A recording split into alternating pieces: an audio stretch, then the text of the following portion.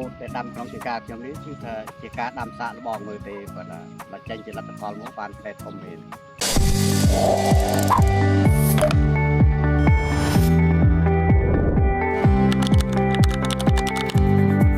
ខ្ញុំឈ្មោះលួនសារ៉ាត់នៅ